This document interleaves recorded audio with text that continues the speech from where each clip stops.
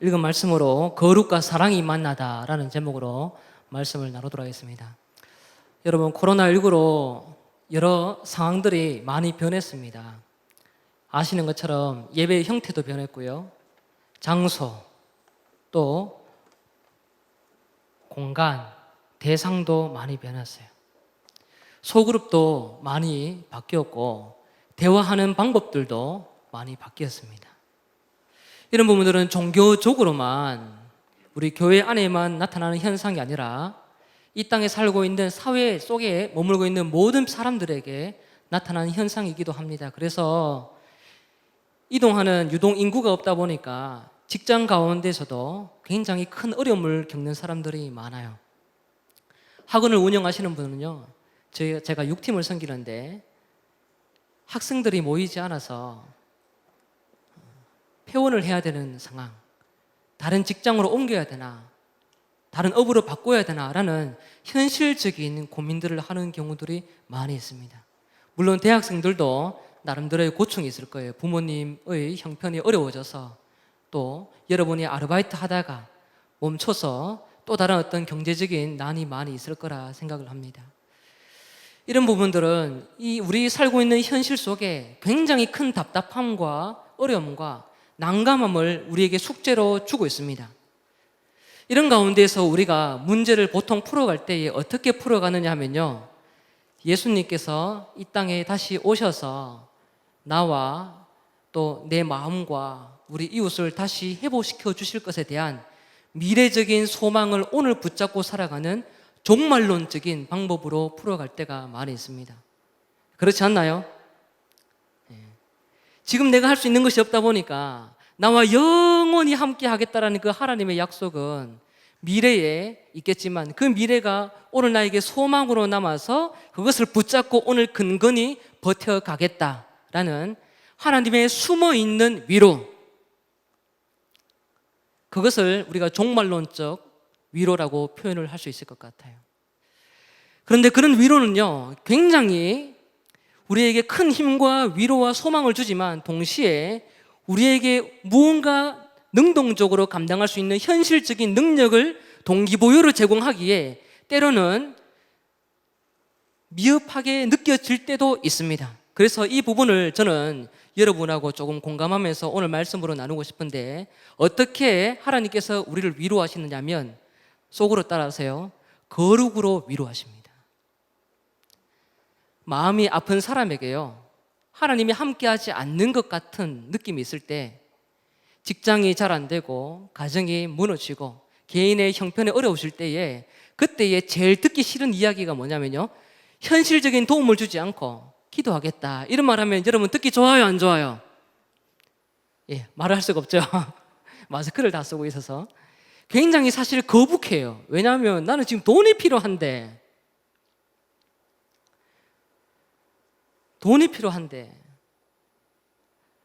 내한테는 지금 지식이 필요하고 지혜가 필요하고 관계 회복의 현실적인 문제가 필요한데 하나님께서 우리에게 거룩으로 위로를 줄 수 있다는 말을 들으면 굉장히 사치스럽게 느껴질 때가 많습니다.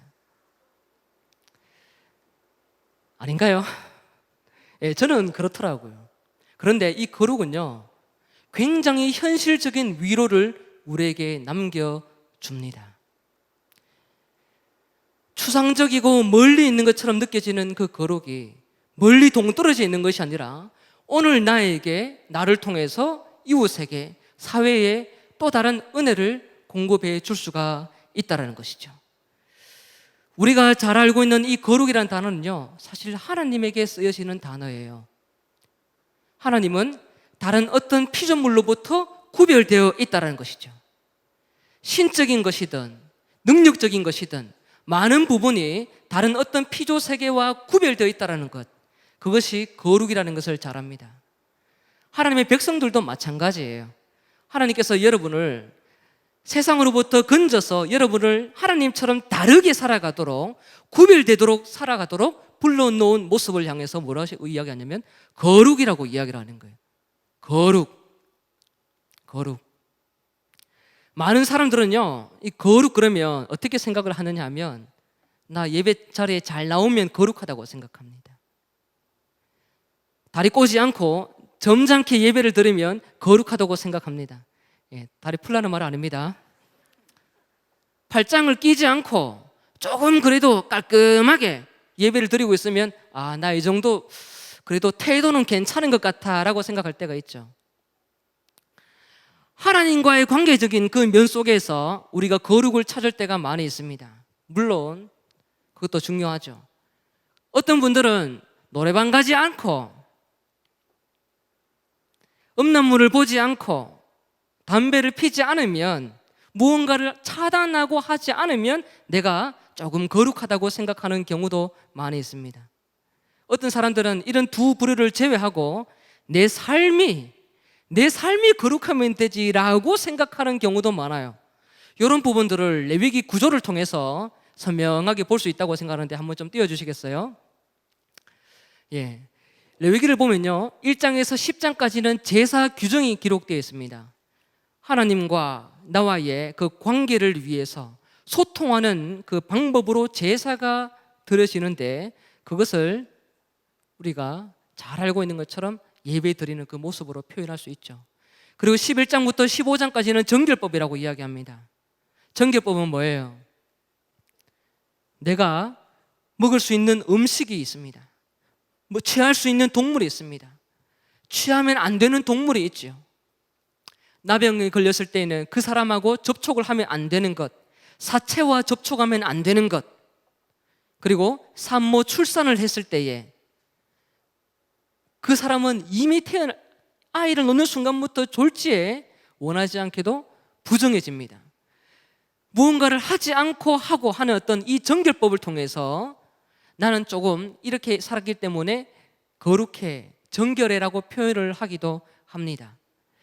이 모든 내용은 1장에서 15장까지는요, 내가 하나님과의 이 관계, 또 백성으로서 아름답게 거룩하게 살아가고 있는 표시에 대해서 이야기를 한다면, 16장부터 27장까지는 성결법전이라고 해서 거룩하게 살아가기 위해서 하면 안 되는 것과 또 해야 될 일, 거룩이라는 기준이 오늘 특별히 19장에서 꽃을 피우는데, 19장에서 무언가를 하지 않는 것이 아니라 철저히 또 다른 관계적인 면으로, 윤리적이고 사회적인 면으로 확산되어지는 모습으로 드러나는 것이 무엇이라고 이야기하냐면 거룩이라고 이야기를 하는 거예요. 그렇기 때문에 제사를 잘 드린다, 내가 노래방을 가지 않는다, 되게 중요합니다. 노래방 절대 가지 마세요. 여러분 덕이 안 되니까 되도록은 가지 마세요. 한 번씩은 동전 노래방 갈 수 있지만, 중요한 것은 예배를 잘 드린다, 또 내가 좀 깨끗해라고 생각하는 것에서 멈추지 않고 무엇을 향하고 있느냐면 성결법전, 거룩이라는 그 윤리를 향해서, 사회적인 것을 향해서 지향하면서 끊임없이 우리의 삶이 누구로부터 부름받았는지에 대해 정체성을 보여주는 것, 삶으로 드러나는 것을 우리가 오늘 본문에서 보게 될 겁니다. 그래서 우리의 삶 속에서 예배 드려지고 무엇을 하냐 안 하냐는 것을 거룩의 외형적인 모습이라고 표현한다면, 삶 속에서 드러나는 모습을 거룩의 본질, 표현되어지는 우리 삶에 보이지 않는 하나님의 속성이요 본성이다라는 것을 우리가 알 수가 있습니다. 이런 가운데에서 우리가 오늘 본문을 보면요, 가장 먼저 이렇게 기록이 됐습니다. 2절이에요. 2절, 자 한번 띄워주시겠어요? 같이 읽어볼까요? 시작. 너는 이스라엘 자손의 온 회중에게 말하 이르라. 너희는 거룩하라. 이는 나 여호와 너희 하나님이 거룩하다. 하나님께서 백성들을 가장 먼저 거룩으로 초대했습니다. 누구를 초대했느냐면 이스라엘 온 회중을 초대했습니다. 온 회중을 초대했습니다. 특별하게 어떤 사람들을 거룩으로 초대한 것이 아니고요, 모두를 초대했습니다. 거룩의 대상은요, 구별되어 있는 특별한 어떤 누군가가 또 다르게 존재하는 것이 절대로 아니에요. 이 내용이 25장에 가면 더욱 선명하게 기록되어 있는데, 25장에 어떤 내용이 기록되어 있냐면, 이스라엘 백성들이 가나안 땅에 들어가면 6년 동안은 땅을 경작을 해서 잘 먹고 잘 살되 7년째 될 때에는 땅을 경작하지 말고 놔두어라 라고 이야기합니다. 그러면서 백성들에게 이야기하는데 이런 이야기를 합니다. 안식년의 소출은 너희가 먹을 것인데, 너희라는 단어가 나오면서 너희가 누구냐 하면 너와 네 남종, 여종, 품꾼, 함께 거류하는 자, 가축, 땅에 있는 들짐승들까지 포함해서 이스라엘 백성들의 너라고 이야기를 하는 거예요. 너희라는 존재, 이스라엘 온 회중을 불렀다는 것은 품꾼과 주인이 따로 있고 남자와 여자가 따로 있고 돈 많은 사람, 돈 없는 사람이 따로 있고 직분이 높고 작고 봉사를 많이 하고 적게 하고 육체적으로 건강하고 나약하고 이런 어떤 기준이 없습니다. 가정의 형편이 어떠하든지 내 형편이 어떠하든지 지식과 능력과 이런 것과 구분 없이 똑같은 자리에 이스라엘 모든 회중을 불러서 한 자리에 묶어놓고 하나님께서 말씀을 하고 있다는 것입니다. 그렇기 때문에 여러분과 저는 누구로부터 부름받고 무엇을 위해서 초대되느냐면 하나님으로부터 부름받고 똑같이 거룩을 위해서 존재하는 백성으로 부름받은 소명자다라는 사실을 꼭 기억을 해야 합니다. 여러분하고 저하고는 역할만 다를 뿐 똑같은 일을 하는 하나님의 백성이에요. 그리고 두 번째로 거룩의 성격인데요, 이 거룩도 성격이 있어요. 백성들을 불러놓고 한 사람 한 사람에게 특별한 어떤 거룩의 모양들을 따로 부여하는 것이 아니라 백성들 전체에게 이야기를 하고 있습니다. 오늘 좀 이따가 다시 보게 될 건데요, 이 전체에게 이야기한다는 것은 개별적인 거룩이 아니라 모두가 한 서로 안에 공동체 속에서 사회적으로 감당해야 될 집단적인 그 관계성의 아름다운 역할, 서로가 서로에게 감당해야 될 역할이 있다는 거예요. 이것은 집단 없이, 공동체 없이 거룩이라는 것이 드러날 수 있느냐? 쉽게 드러날 수가 없다는 것입니다. 그래서 좀 전에 우리가 구조를 통해서 봤던 것처럼 1장에서 15장까지 아무리 제사를 잘 드리고요, 아무리 내가 노래방을 안 가고 담배를 안 피고 한다 하더라도 오늘 본문에 드러나고 있는 이스라엘 백성들 사회 윤리 속에 무언가 꽃을 피우지 못하면 아무리 좋은 그 종교적인 부분이라 하더라도 꽃을 피울 수가 없는 거예요. 꽃을 피울 수가 없습니다. 공동체 내에는요, 너 따로 나 따로 있는 것이 아닙니다. 너가 있는 반면에 나도 있고 내가 있는 반면에 너도 있는 거예요. 그렇게 한 사람 한 사람이 모여져서 공동체를 이루고 있고 그 공동체 안에는 서로 감당해야 될 책임의 역할이 있는 거예요. 그 내용이 잠시 후에 보게 될 거룩의 성격입니다. 그리고 세 번째로 거룩의 무게예요. 거룩은 정말로 무게가 있어요. 무거워요. 왜냐하면 오늘 본문은요, 이스라엘 백성들이 하나님께서 누구에게 이야기하냐면 모세를 통해서 이스라엘 백성들에게 다이렉트로 전하게 합니다. 레위기를 읽어보시면요, 오늘 날도 따뜻하고 하니까 바깥에 나가셔서 레위기 찬찬히 한번 읽어보세요. 레위기를 읽어보면 모세를 통해서 아론과 제사장을 거쳐서 이야기하는 경우들이 많습니다. 모세가 이스라엘 백성들에게 다이렉트로 이야기를 해서 그 대리자를 통해서 하나님의 마음이 이스라엘 백성들 전부에게 한 방에 전하게 하는 경우는 거의 희박합니다. 8장에 보면 제사장 위임식을 할 때에 온 회중을 불러서 너희들을 대신 제사 집례하는 그 대표자의 위임식을 잘 봐라 라는 입장에서 한번 부르고, 오늘 본문에서 거룩에 대한 이야기를 할 때에 이스라엘 백성들 전체에게 말합니다. 그 말은 하나님께서 직접 말하고 있는 것과 똑같은 무게가 있는 오늘 본문의 내용이다라는 것을 알라는 거예요. 여기까지 정리하면요, 이렇게 정리할 수 있습니다. 거룩이라는 것은 하나님께서 무게 있는 당신의 권위로 모든 회중에게 집단적으로, 공동체적으로 사회관계 속에서 감당해야 될 특별한 하나님의 일이 있다라는 것을 알라는 거예요. 거룩은 가볍게 주어지는 게 아니에요. 하나님의 무게가 하나님의 성격을 통해서 하나님의 백성들에게 전달되어지는 것, 이것에 대한 내용을 알고 19장을 읽으라라고 이야기를 하고 있다는 것입니다. 그렇다면 거룩에 대해서 가장 먼저 무엇을 요구하느냐면요, 굉장히 신기하게도 부모 경외를 이야기합니다. 네 글자밖에 안 되니까 한번 따라해 봅시다. 부모 경외. 부모 경외.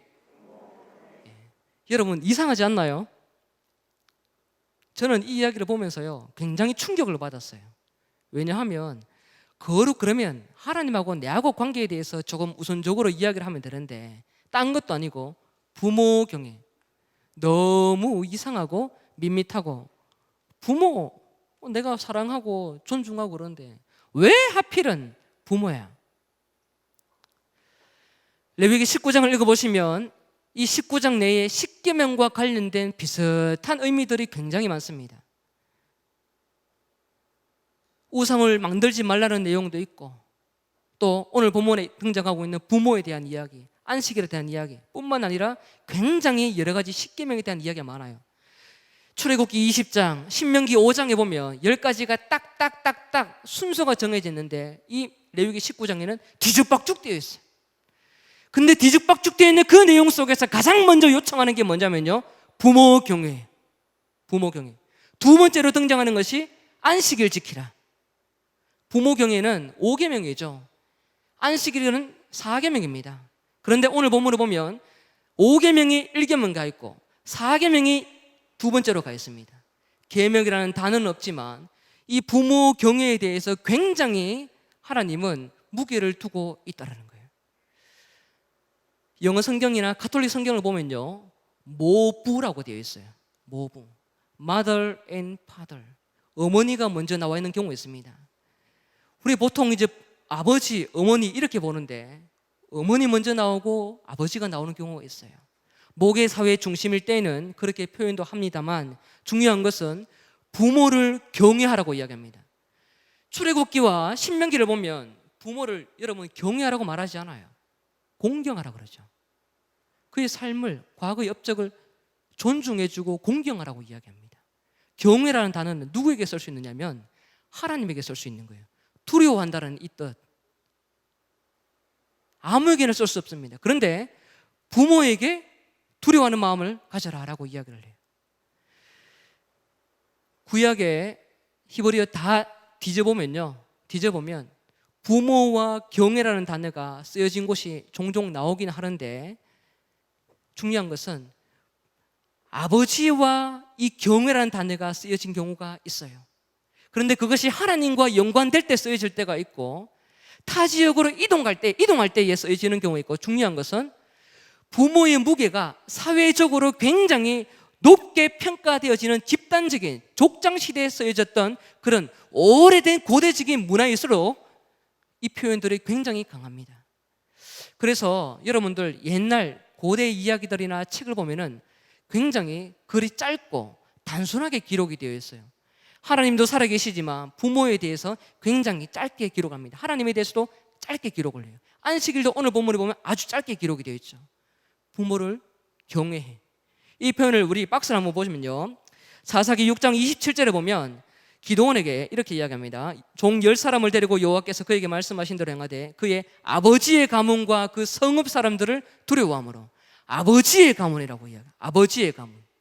그리고 사무엘상 23장 17절에 보면 요나단이 그에게 이르기를 두려워하지 말라, 내 아버지 사울의 손이 네게 미치지 못할 것이다 라고 이야기합니다. 이 말은 아버지가 누구를 대신하면 한 집단의 사회의 대표자로 우두머리로 동장하면서 집단의 가장 높은 사람이다라는 것을 인정을 하는 거예요. 그래서 아버지를 건든다는 것은요, 부모를 건든다는 것은 그냥 오늘날 시대처럼 뭐 저런 게 다 있노, 페르망치가 그런 사람으로만 표현되는 것이 아니라 사회와 공동체의 모든 것을 완전히 무너뜨리는 행동인 거예요. 그래서 마지막에도 여러분 기록해놨는데 사회 공동체 객관적인 이념이 있습니다. 공동체 내에서 나름대로 질서가 있고 공동체 내에서 나름대로 객관적인 고백과 또 그 속에 보이지 않는 문화의 색깔이 있어요. 그 색깔을 부모를 통해서 전달되는데, 그런데 아버지를 경외하지 않고 두려워하지는 않는다. 그것은 곧 사회로부터 이탈되기로 작정한다는 거예요. 이탈되기로 작정하는 거예요. 그래서 부모에 대해서 가볍게 여기는 사람치고 성경에서 잘되게 표현한 적 거의 없습니다.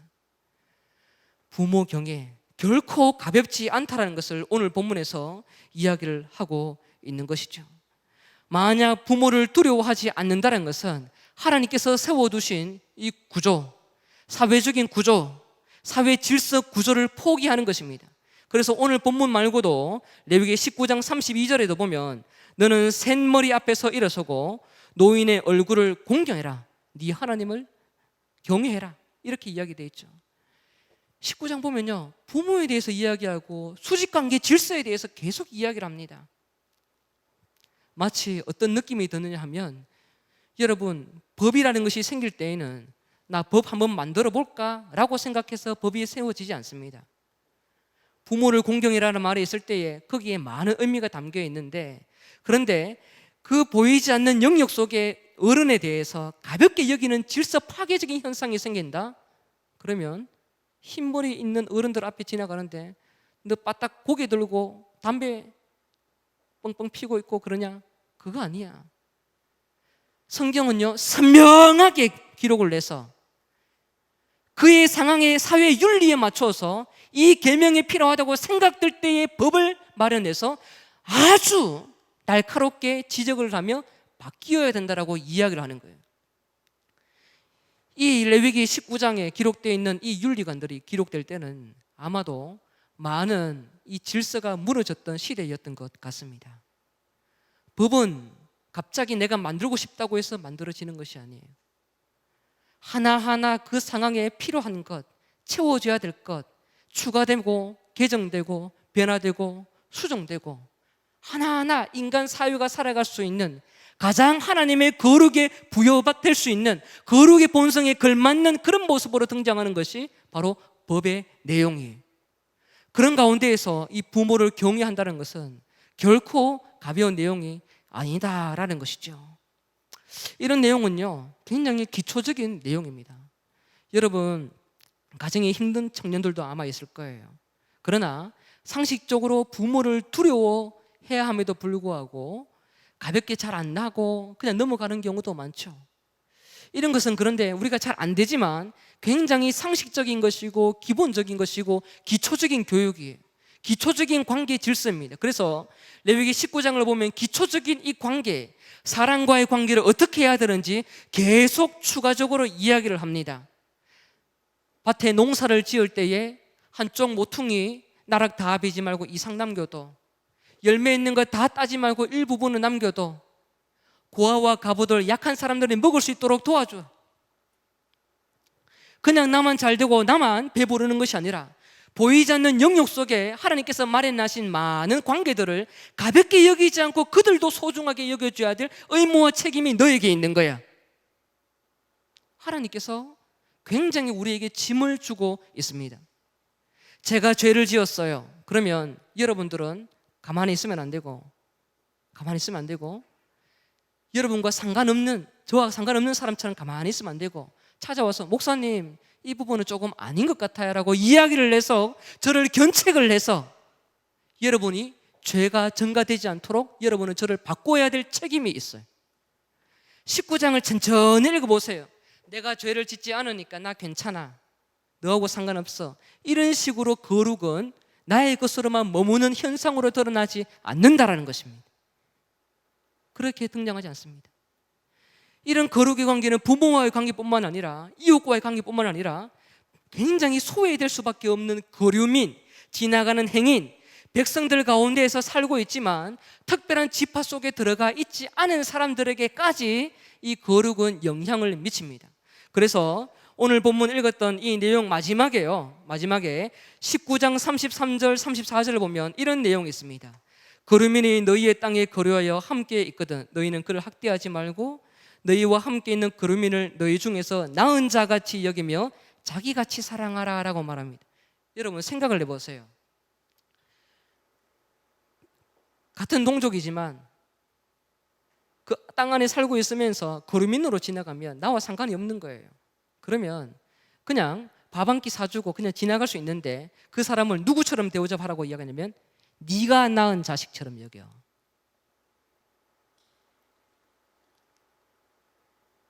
어떻게 해요? 네가 낳은 자식처럼 여겨. 오늘날 대인관계를 해나가는 사람들 입장에서는 전혀 이해할 수가 없습니다. 거룩이라는 것이 죄를 짓지 않고 가만히 머무는 것이 아닙니다. 모든 관계 영역 속에 내 자식처럼 나를 사랑하는 것처럼 이웃을 사랑해야 될 책임이 부여되는 것, 이것이 거룩이에요. 그래서 오늘 이 부모를 경외하라는 말은요 이렇게 정리가 될 수 있습니다. 거룩의 시작은 내가 부모를 경외하는 거예요. 내가 부모를 경외하는 겁니다. 이것은 사회의 기초 질서인 부모를 소중하게 여기는 거예요. 거룩은 어떻게 또 마칠 수 있느냐 하면 내가 이웃을 내가 출산한 자녀처럼 여겨서 하나님 나라의 기초적인 이 질서, 이웃 백성들을 귀하게 여기는 것으로 마무리되고 있다는 것입니다.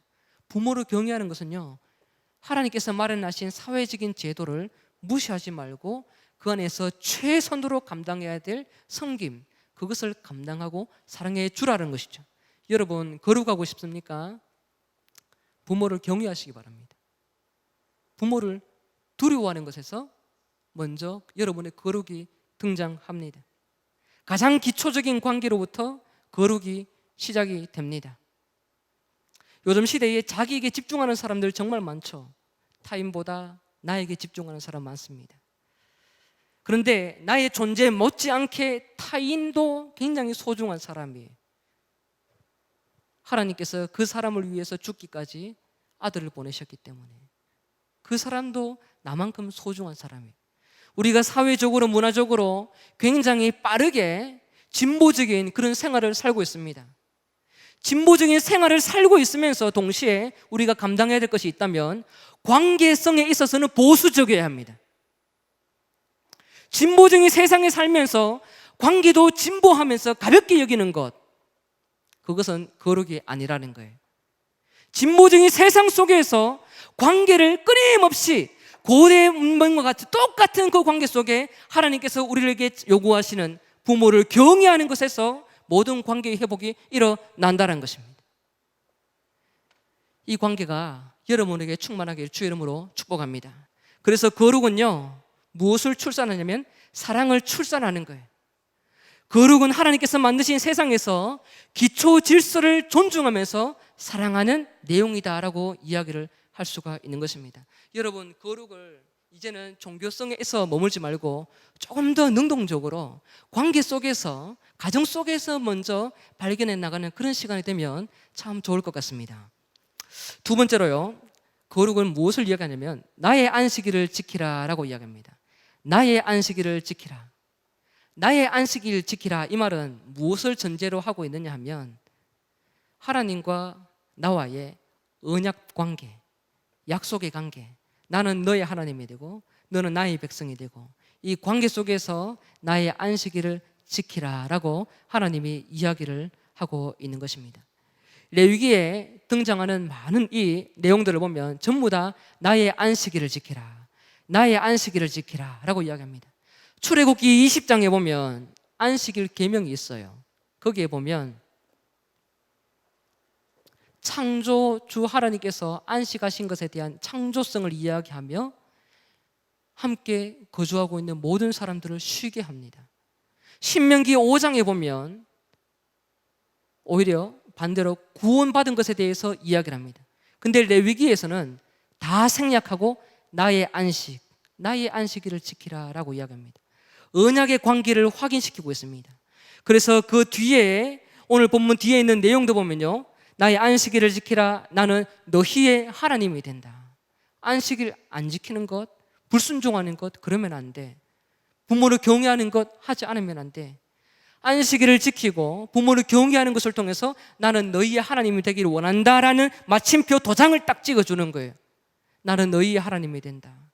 약속의 관계, 언약의 관계를 확인하라는 것이죠. 나는 너희의 하나님이 된다.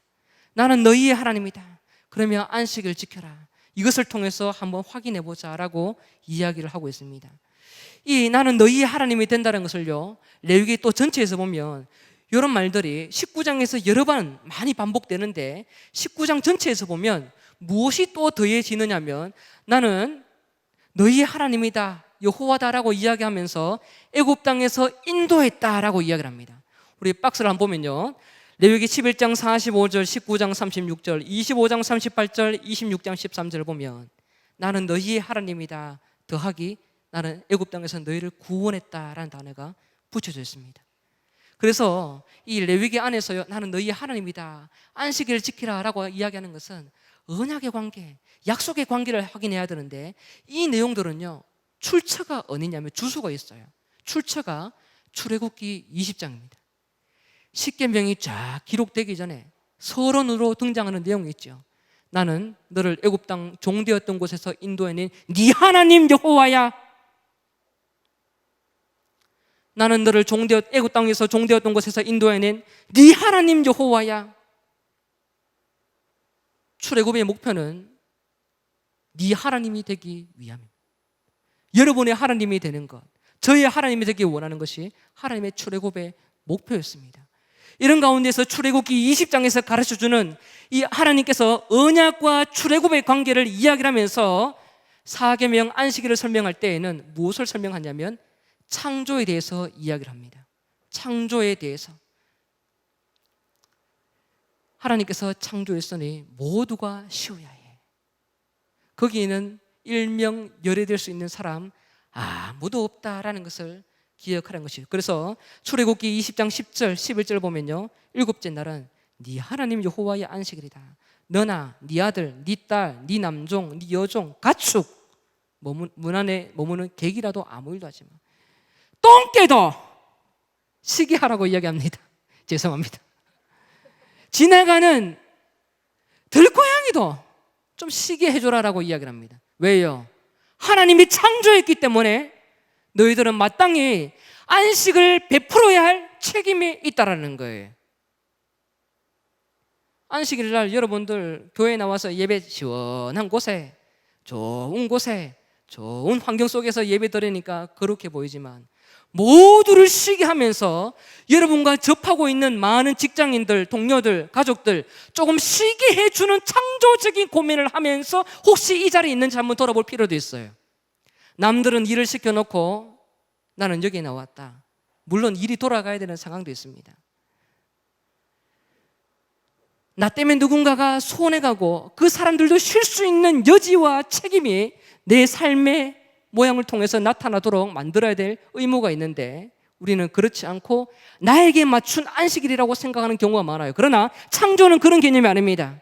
예배 드리게 하는 그 자체만이 목적이 아니라 모두를 그날을 통해서 안식을 쉬게 하고 안식을 맛보도록 너희들이 책임을 감당해야 될 역할이 있는 날이야라고 이야기를 한다는 거예요. 여러분이 이 계명을 통해서 여러분 자신이 얼마나 종교적인지, 얼마나 이 약속의 근거에서 하나님의 여러분에게 요구하는 이 창조성의 의미를 발휘하고 있는지 돌아봐야 될 책임이 있습니다.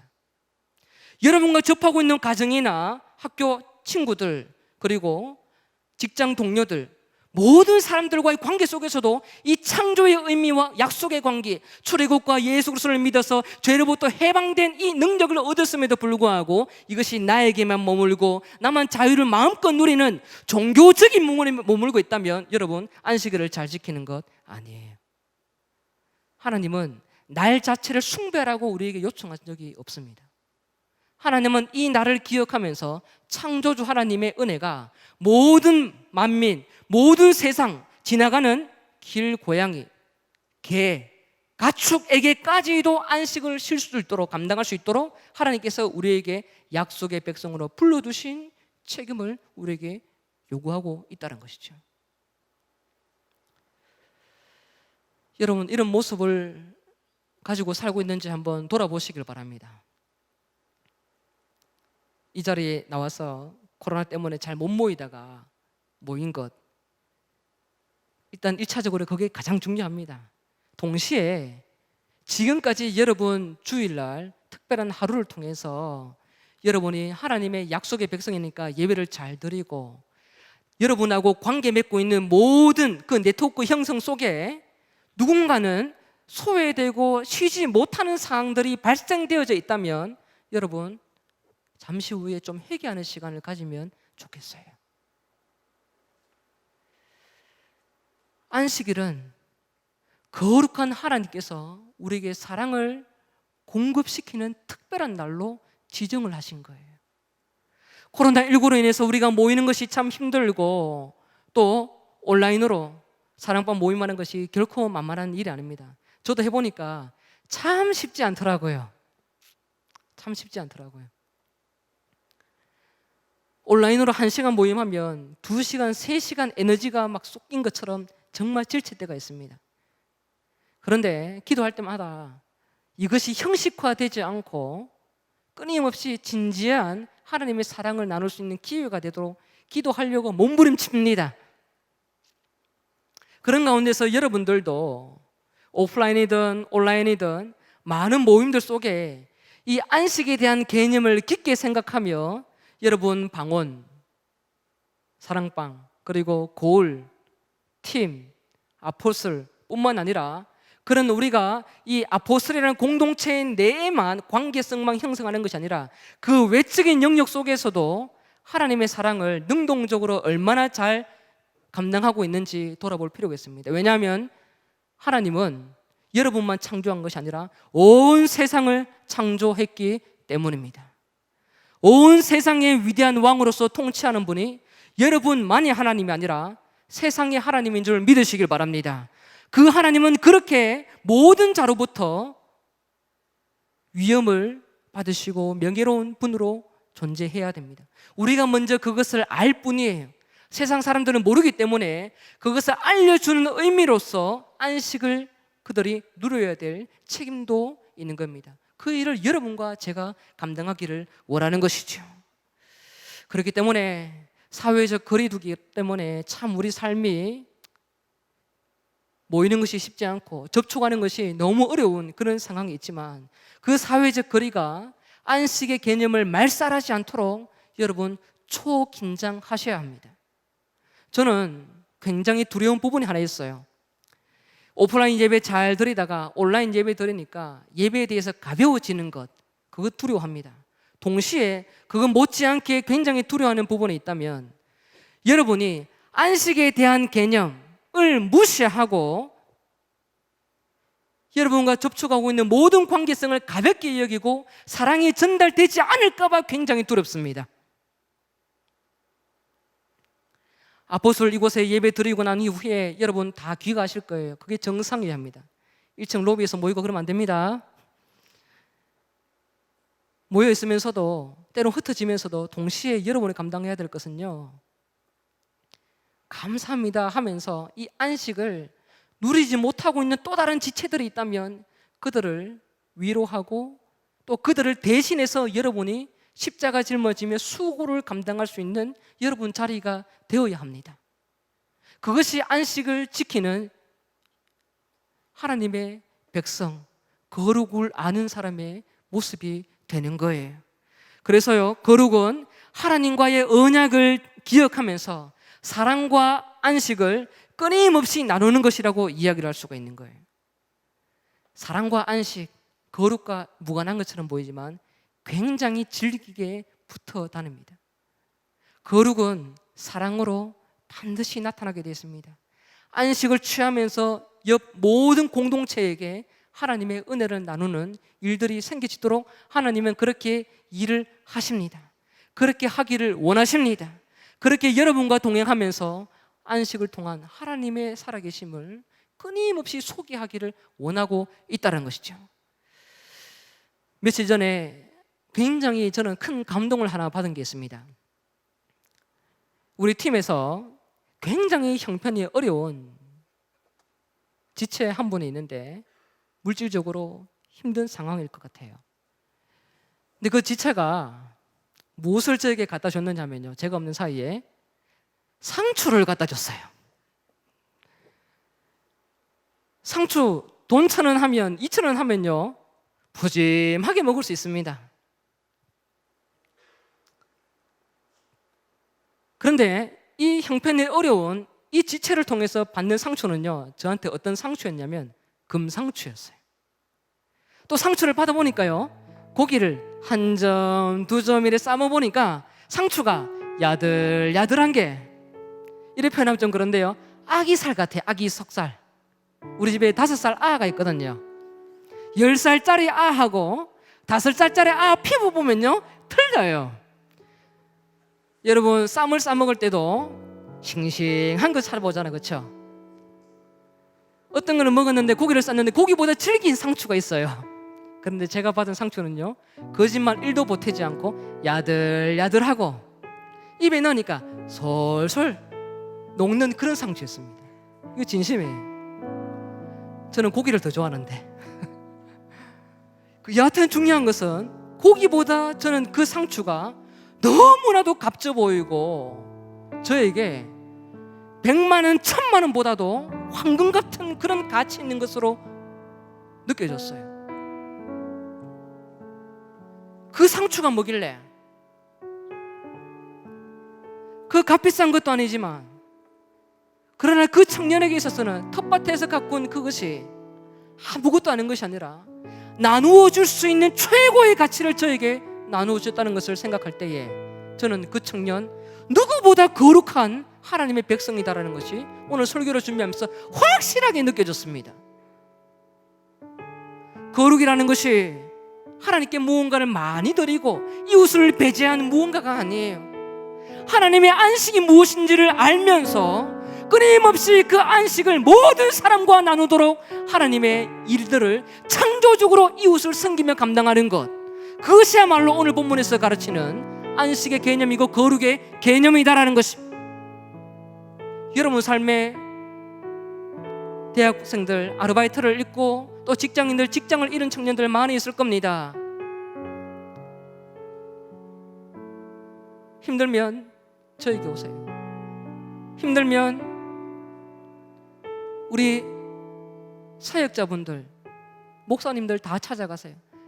상추보다 값비싼 또 상추만큼 귀한 고기 한 점 사줄 여유 있을 겁니다. 하나님의 안식을 나눌 준비가 되어 있다는 것이죠. 그 안식에 대한 깊은 의미를 알 때에 그 사람은 거룩을 누리고 또 옆 사람에게 아름다운 사랑을 나눔으로 인하여 모든 백성이, 이스라엘의 온 회중이 거룩으로 초대된 것처럼 하늘에 속해 있는 놀라운 하나님의 거룩함이 나를 통하여 공동체에게 확산되어지는 은혜를 백성들이 경험하게 될 것입니다. 하나님은 그렇게 저를 통해서, 여러분을 통해서 거룩이 확산되어 사랑을 통하여 모든 공동체가 위로받기를 원하고 있습니다. 그러므로 이 거룩이라는 것은요, 코로나 때문에 어려운 자들, 너무 사치스럽고 기도가 부족인가? 라고 생각하는 것으로만 종교적인 의미를 머무는 것이 아니라 나의 이 아름다운 하나님과의 관계를 통해 이웃을 이해해 나가는 깊이가 넓어지고 이웃을 사랑하는 그 넓이가 넓어지고 함께 공동체가 회복될 수 있는 좋은 하나님의 나타나는 위로라고 이야기를 해도 절대로 무방하다는 거예요. 그렇게 공동체는 서가게 되어 있습니다. 때로는 자존심이 강해서 제가 가지고 있는 거룩, 제가 가지고 있는 작은 물질을 나눌 때에 거부하고 싶은 마음들이 있을 거예요. 튕겨내고 싶은 마음들이 있을 수도 있습니다. 하나님의 거룩을 튕겨내는 거예요. 하나님의 거룩을, 복을 주신 것을 내 스스로 나에게만 집중시켜서 머물게 하고 싶은 욕심이 있을 때도 있습니다. 거룩은 그것이 아니에요. 예배와 계명과 율법을 통해서 완성되는 것은 삶을 통하여 이웃 공동체와 함께 하나님의 은혜로움을 확산시켜 나가는 것입니다. 그것을 통해서 하나님의 거룩은 완성되는 거예요. 그 일에 우리 교회는 구제연금을 함께 드리기도 하고 또 그것을 통해 옆에 지체가 살아날 수 있는 기회를 제공하는 거예요. 여러분에게 강요하는 것은 아니지만 집에 있는 모든 저금통 이번에 싹 틀어서 함께 나누면 어떨까, 이런 생각도 한번 해봤습니다. 우리나라에 경제적으로 많은 어려움이 있었을 때에, IMF 터지고 또 많이 힘들었던 그 사회적인 어려움이 있을 때에 금부치 쇠부치 다 거두어서 나라에 내면서 함께 옆지체들을 도왔던 민족의식이 이 코로나 가운데에 우리 교회도 감당할 수 있는 능력이 더 풍성하게 나타나게 하는 것이 우리의 의무예요. 또 그리고 그 사랑에 동참되어서 거룩을 나도 누려야 된다라는 그런 책임의식도 있다라는 거예요.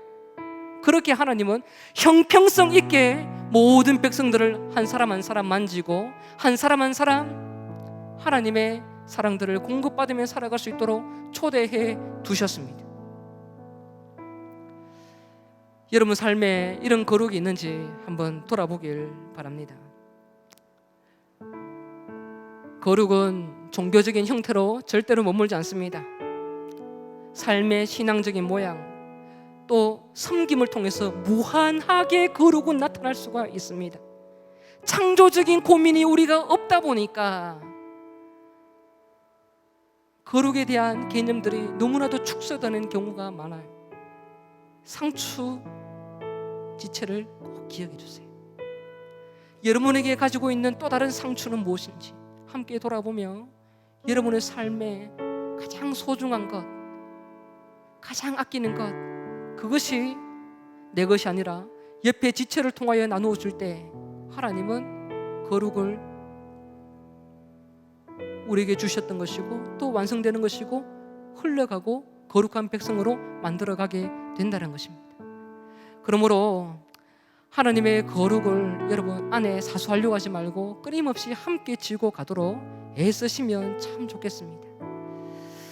우리 글귀 하나 읽도록 하겠습니다. 초월적인 하나님의 거룩은 하나님께서 제정하신 사회 기초 질서를 존중하고 하나님께서 보내신 사회의 모든 백성을 사랑하며 현실에서 나의 삶으로 드러납니다.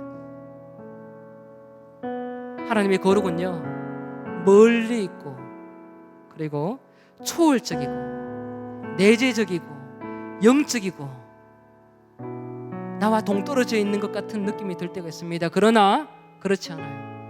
거룩은요, 가장 가깝고 가장 현실적이고 가장 외부적이고 육체적이고 이타적인 관계를 통하여 보이지 않는 하나님의 속성이 나를 통하여 발산되게 되어 있습니다. 이런 삶을 살아갈 때에 여러분을 통하여 하나님 나라가 세워질 줄 믿으시길 바랍니다. 그런 공동체로 서갈 때에 아포스톨은 힘있게 세워지게 될 것이고 그런 모습을 통하여 하나님은 우리를 활용해 온 세상의 연약한 자들을 기꺼이 회복시켜 나갈 줄 믿습니다. 그런 모습으로 한 주간 동안 잘 살아가십시오. 함께 일어나서 찬양하겠습니다. 주의 나라가 임할 때 임할 때 하나님 임재하실 때 예배가 회복되면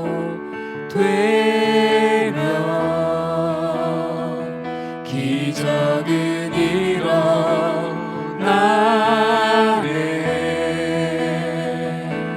전능하신 주 영원하신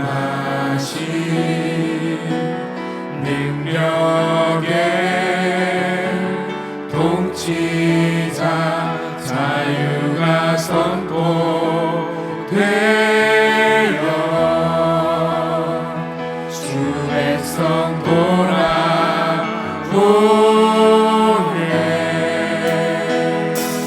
하나님 나라 힘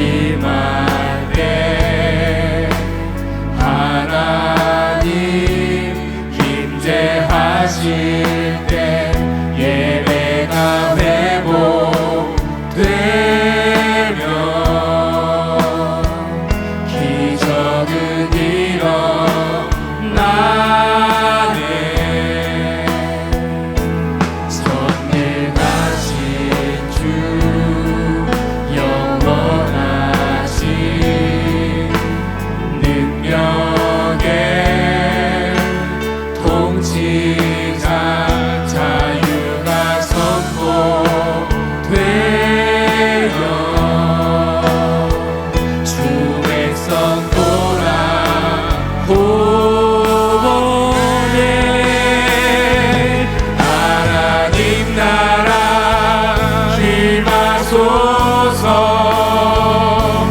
영광과 존귀 능력과 위엄 놀라운 사랑의 기적의 하나님 지금 이곳에 오소서.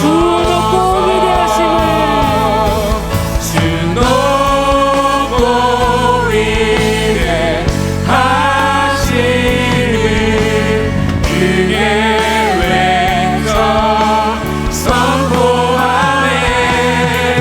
만왕의 왕 주 하나님 지금 오소서. 하나님 나라 임하소서. 영광과 존귀 능력과 위엄 놀라운 사랑의 기적의 하나님 지금 이곳에 오소서. 하나님 나라 임하소서. 영광과 존귀 능력과 위엄 놀라운 사랑의 기적의 하나님 지금 이곳에 오소서. 이 시간 한번 기도합시다. 기도하실 때에 여러분이 꿈꾸는 하나님의 나라는 무엇입니까? 여러분 스스로 거룩하고 하나님과의 관계만 괜찮다고 생각하는 그것에서 멈추고 있는 것은 아닙니까? 거룩은 그것이 아니라 오로지 이웃과 사회적으로 공동체 속에서 불신자에게까지 영향을 미쳐 창조주 하나님이 모든 백성에게 안식을 주도록 우리에게 사랑의 수호자, 사랑을 흘려보내는 사람으로 만들어 두셨다는 것. 그 일들이 바로 하나님 나라가 임하는 시작이고 끝입니다. 그 일들이 나의 삶을 통하여 나타나게 도와주십시오. 가장 사소하게 여겼던 부모를 통해서, 이웃을 통해서, 지체를 통해서 선명하게 나타나 하나님의 거룩하심과 위엄이, 아름다운 명예로우심이 가장 소외되고 있는 모든 영역 속에 풍성하게 나타나 하나님께 영광되고 이 땅 가운데 모든 백성에게 안식이 충만하게 나타나게 하여 주시옵소서. 주의 이름 한번 부르고 기도하겠습니다. 주여! 하나님 아버지, 이 시간 기도하며 나아갑니다. 우리가 꿈꾸고 있는 거룩의 모습은 무엇입니까? 날마다 하나님과 관계가 아름답기를 원한다고 말하지만 진정으로 작은 관계하라, 지금 당기 작은 거 하라, 지극히 작은 것 하나, 너무나도 소외시키고 가볍게 여겼던 모든 죄악들이 있지 않습니까? 하나님 공동체를 불변하고 나만 하나는 괜찮다고 생각했던 잘못된 생각이 있지 않습니까? 하나님 불쌍히 여겨주시고 다시 한 번 더 하나님의 요구하시는 그 아름다운 모습을 볼 수 있도록 하나님의 인도하여 주시기를 간절히 원하옵나이다. 주님이 만들어 가시는 그 모습이 풍성하게 나타날 수 있도록 인도하여 주시고 그 일은 나의 삶의 작은 용동을 통하여 내가 나눌 수 있는 그것을 통하여 아버지 뜻을 이루어가시는 삶이 되도록 도와주시옵소서. 하나님 그 일을 위해서 끊임없이 내가 드리고 원합니다. 나의 아버지 작은 것을 나누기로 소망합니다. 하나님의 거룩한 거로 아름다운 사랑을 나누기로 원할 때에 주님 그 일을 아버지 감당해 주시고 내가 속해 있는 모든 관계 속에 하나님의 위대하신 풍성하게 나타나 우리의 사랑 앞모습을 청년도록 통하여 위대한 하나님의 놀라운 역사가 선명하게 드러나 모두의 형격스러운 하나님을 나타나고 그동안 만나의 역사가 나타날 수 있도록 하나님 인도하여 주시옵소서.